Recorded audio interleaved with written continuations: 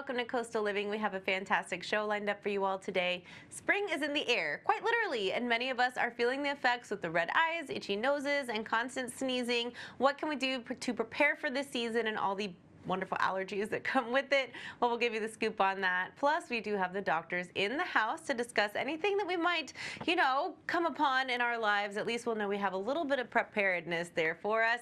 And if you're looking for a new home, our friends at Palm Harbor Homes have you covered. So a lot to talk about on today's show. Thanks for joining us. It's Coastal Living.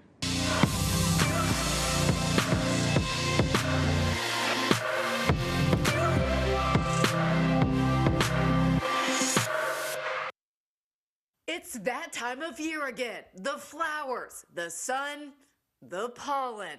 If you wait until you start to have symptoms, those allergy cells are already starting to get unhappy. That's why allergist Dr. Christopher Brooks with the Ohio State University Wexner Medical Center says if you're one of the millions who suffer from spring allergies, prepare now to lessen and even prevent some symptoms before they get out of control. He says to begin using sprays. Saline can help clear the nasal passages, and a steroid nasal spray can help reduce inflammation. Some of the generics are things like fluticasone or mometasone. So starting 1 or 2 sprays per nostril every day, a week before symptoms start, will be a great place to start. If sprays aren't for you, Brooks says to start a long-acting antihistamine pill before symptoms start. And once pollen is in the air, check pollen forecasts, limit outdoor time at peak pollen time, continue taking allergy medications, especially ones prescribed to you, and practice good hygiene like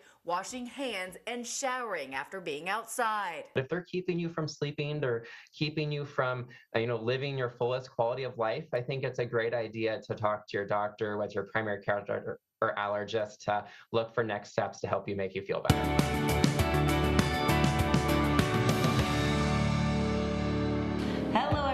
Today we're back with our friends at South Texas Brain and Spine. The doctor is in the house, and today we're visiting with Dr. Alexander to talk about brain tumors and some of the technology associated with whatever procedure you might have to have if you find yourself with one.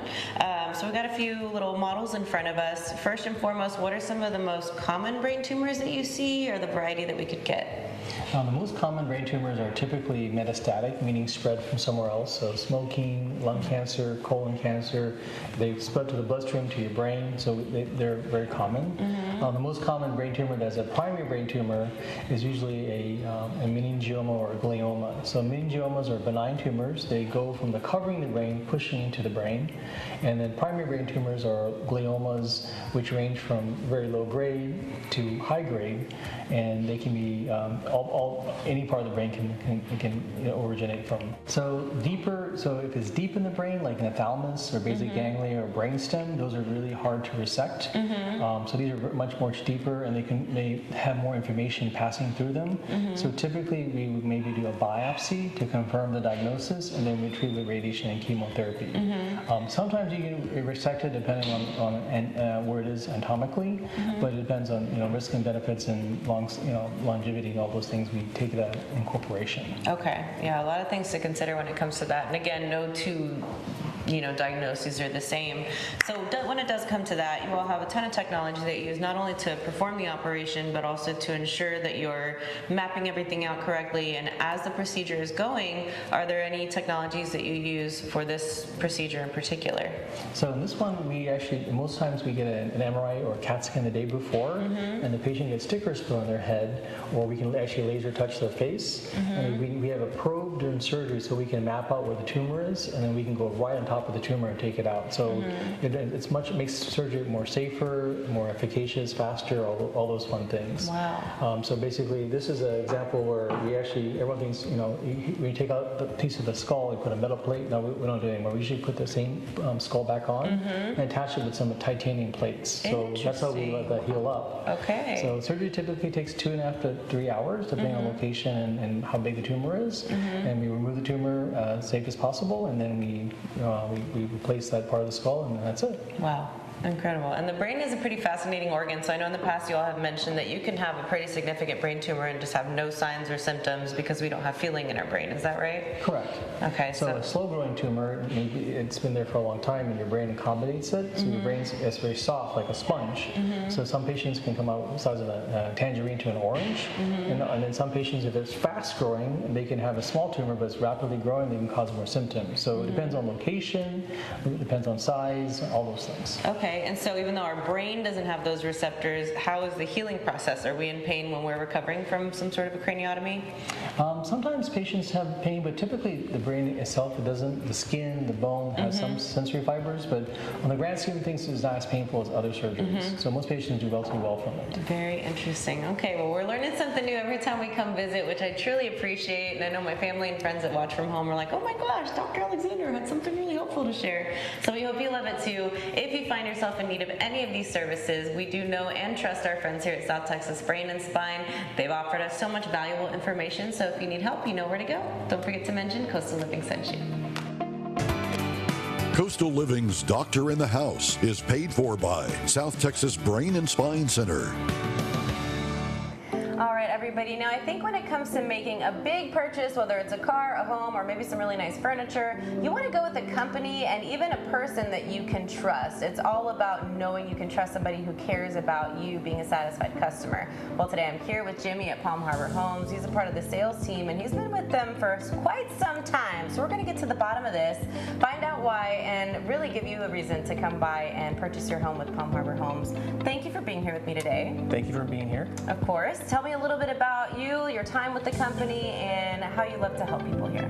Well, I've been here going on 7 years. Been here over 6. The senior salesperson here, and I've been through, all sorts of different economic things that have happened here. I started right before Hurricane Harvey. Wow. Okay. And That's a big one. yeah, obviously had COVID come through recently, so a lot of families in need, especially after the hurricane. And I've helped hundreds of people get into homes that have really needed our help.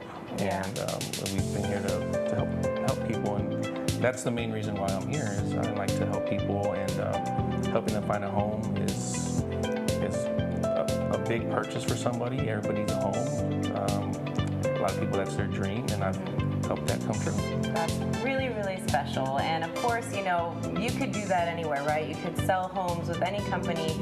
So why would you say that Palm Harbor Homes is so special to you? Why do you stick around? Well, we've been in business for 45 years, and we own our own factories, which is huge. Okay. So customers are able to come in, pick out different things in their home, customize things. We have 4 factories, and with that, we're able to provide huge discounts for our customers because we own our own factories and we're factory direct. So not only are customers able to get into homes, but we're able to give them very, very fair pricing because of the flexibility that we have with our pricing and the different factories that we own. Cool. Okay, so not just fair pricing, but competitive pricing, and we all love a good. You said this on TV, so no takesy backsies. Yes, okay, you're gonna have people coming in asking for the deals. Now, from beginning to end, some people have this idea of a certain date they want to be in their new home. What does a timeline look at, whether we're customizing or picking something that's already prepared to get from the loan process all the way to moving into our home? Sure. So we have different financing options. Some customers have land, some don't. So if somebody already has land and they just need the house, you can be in that house, a few weeks up to a couple months. Okay. Cool. If we're needing land, a land home deal would take anywhere from 60 to 90 days. So we're able to get someone in their house very quickly. Whether we have the house here or if we have to build it, our factories are getting houses built and ready to go in a very timely manner to get customers in their house sooner than later. Very cool, and I like that because when it comes to like another home, you're not looking at a timeline like that. It's going to take some time to get into, especially a custom home. So tell people where they can go for more details. Can we come meet you and have you assist us in purchasing our home? Absolutely, you can come in, whether you want to set up an appointment or just walk in the doors. I'll be glad to help anybody like I've been for the last 6+ years. Yeah, awesome. Well, thank you for your time today. Really grateful for the time we get to spend here at Palm Harbor Homes. They truly care about the customer. They want you to be in your dream home, so stop by and make it happen. Don't forget to mention Coastal Living sent you.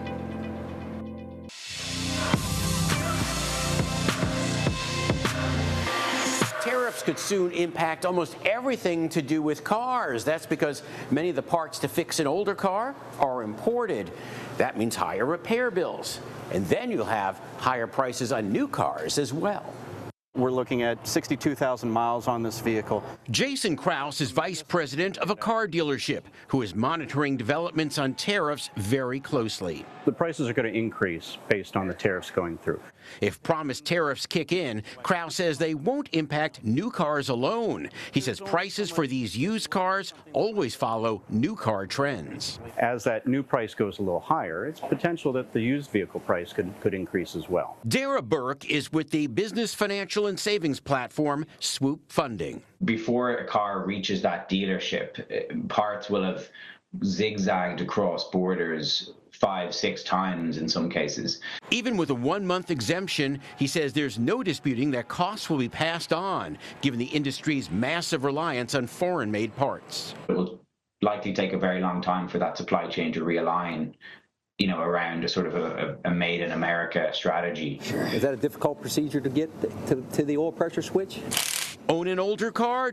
Don't think you're immune. Shop owner Jeff Landrum explains why parts are now imported from Mexico and China, even for American-made vehicles. I mean, we got filters, we got wiper blades, we've got some brake parts, definitely tires. A lot of things that we use on a daily basis are from from out of the country. All this has Jason Krause recommending to consumers if they're in the market for a new or used car this year, it makes sense to buy sooner rather than later. Moving faster would probably be to your advantage. That way you don't waste your money. John Matarese, Scripps News Group. Hello, everybody. We have another familiar face back in the studio. Every year we visit with Miss Danielle to learn about the Texas Yes program, benefiting students right here in our community, which we love to see. So it's great to have you back. Talk to me about this year's event. Yeah. Well, we're really excited. Texas Yes has been in the Coastal Bend area for several years now, and every year in August we support 8,000 students with free school supplies, which really equals about 24 elementary schools within the Corpus Christi ISD, and then we also support some outer markets as well. And we can't do it without the support of the viewers and donors, and one particular donor that we really want to highlight right now, they have a campaign going on for Texas Yes Project, which is Taco Palenque. All right. So you can visit the location here in Corpus Christi, and you can go in, you can make a donation. They put your name on a book, they put it up on the wall. They're really excited to start displaying those. And this is our first year participating with this location. And they have a huge goal. They want to be able to raise several $1,000s to help support our Box of Dreams program, which then supports the local students. So we're really excited about promoting that and really being able to help more students come August. So you can go in, you can make a $1 donation, a $5 donation, or if you really want to get crazy, make more than that, feel free. But one thing that we always kind of say is that for every $25 donation that we receive, we're able to help about 3 students receive a free school supply kit. These kits include everything from folders, tissues, glue, rulers, pens, pencils, crayons, matte pencils, everything that the students need to feel confident and start the school year off on the right foot.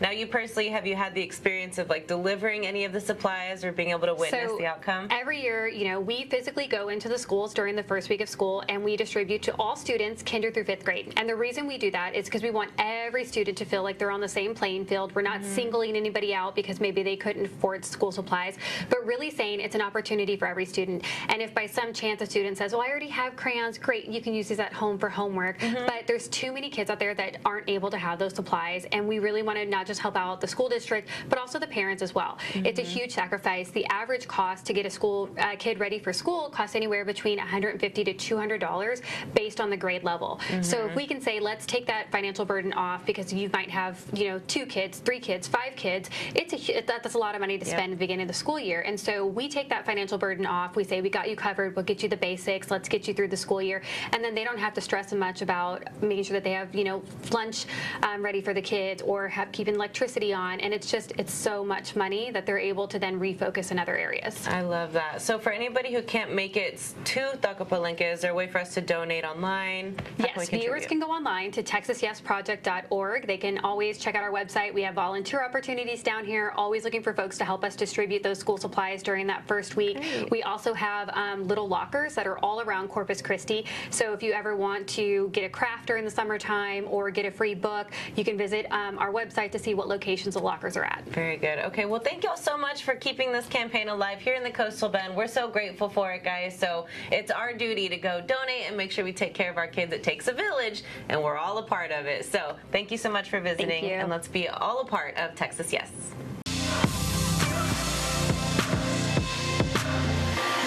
Attention runners, walkers, skippers, or anybody who wants to support Beach to Bay. It is that time of year again, and I have Doug here to give us all the details on why we need to put a team together and how to participate in this incredible annual tradition right here in the Coastal Bend. So great to have you back. I get to see you every year. Yeah, thanks. Good morning. Of course, yeah. So let's talk about Beach to Bay. How does it look this year? It's looking about the same. We finally, little by little, we're slowly recovering from the 2-year COVID break. Yes, I know. I think everybody is still trying to recover from that. And I know a lot of us have been training, and a lot of us have looked forward to Beach to Bay every year. This is a family tradition. This is a community tradition. So has anything changed over the past few years that we want to be mindful of? And what is the date so we can mark our calendars? No, we're kind of the same old for Beach to Bay, but it's May the 31st this year. Okay. So we're bumped up a week, unfortunately, but otherwise it's everything should be the same. All right. Very good. Let's talk, for those who are not familiar with Beach to Bay, how long ago this tradition started and what it represents in our community. It started 48 years ago by the gentleman who just passed away last week named John Butterfield. Oh, man. Commander John Butterfield started it. Wow. And he started it off as kind of like what it is today, where today it's morphed into a 6-person relay, or you could run the 2-person relay, or for those that are really brave, can run the whole thing now. God bless you. If you can do that, I can barely make it half a mile without panting for air.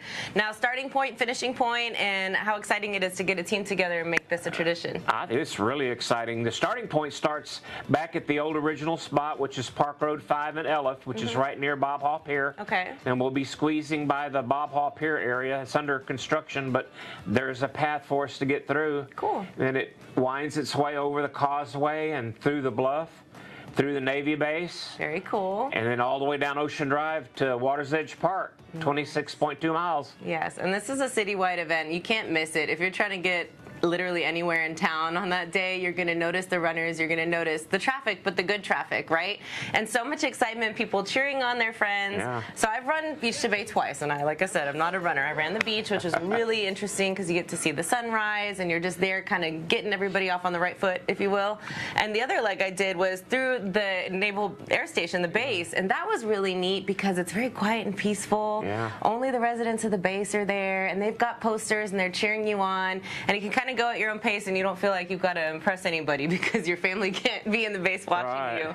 And so as far as getting to and from everywhere that you need to be, I imagine there would be a lot of traffic. So are there shuttles and buses to help us get from beginning Yeah, there are shuttles for most every leg except the 5th leg. There's nowhere to park any buses, so you're kind of on your own. But if everybody would just go to the website, beach2bayrelay.com, and there's a section in there that'll explain all the buses. And then, of course, there'll be a runner's guide, closer to race time, where they can review all the bus routes or anything they want to know about Beach to Bay is on the website. And, and of course, we have a hotline that we answer all the time. So there's a lot of ways. If you have any questions or if you're confused about it, just go to the website, beach2bayrelay.com.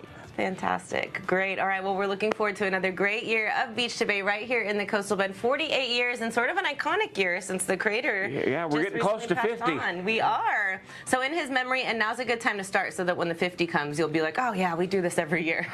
So head to the website for more details, and we'll see you there at Beach to Bay 2025. Thank you. Thank you for having me.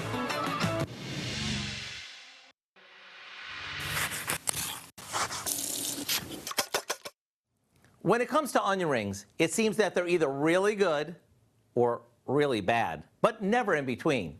Well, since I'm an onion ring lover, we set out to come up with a recipe that's not just really good, but one that's exceptional, especially if you love them crispy crunchy. We started by peeling 3 to 4 large Spanish onions and cutting them into thick slices, I would say about 1/3 of an inch thick. After separating them into rings, we coat them with buttermilk and let them soak.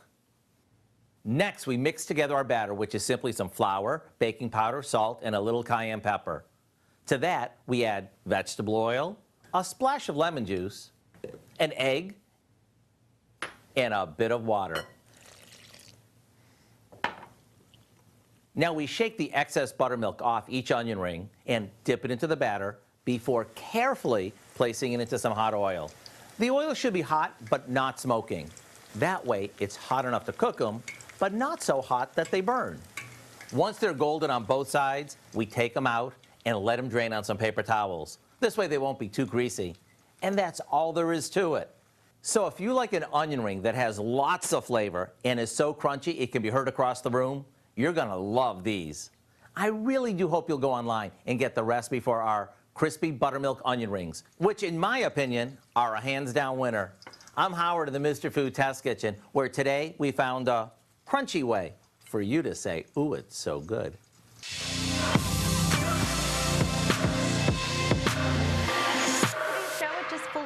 And we want to encourage you to adopt, don't shop. Tomorrow we'll have some furry friends in the house from Corpus Christi Animal Care Services.